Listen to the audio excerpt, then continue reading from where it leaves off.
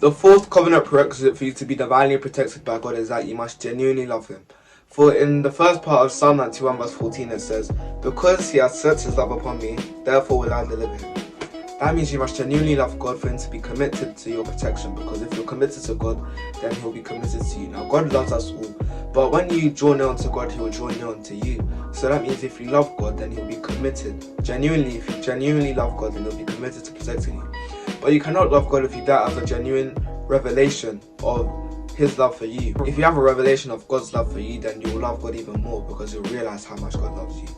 Now, the first place you can find a revelation of God's genuine love for you is that He sent His Son to die for us, His only Son. Even in the midst of sins, He loves us so much that He wants us to be saved. So He sent His own Son to die for us and to sacrifice for our sins so that our sins can be forgiven.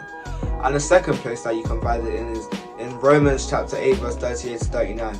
And it says, "For I am persuaded that neither death nor life, nor angels, nor principalities, nor powers, nor things present, nor things to come, nor height, nor depth, nor any other creature shall be able to separate us from the love of God, which is in Christ Jesus our Lord." So if you see how much God loves you, then no sin, nothing can separate us from the love of God. So God loves us so much, and if you have a revelation of this love that God has for you, then you will love Him as well. And that genuine love that you have for God commits God to protecting you.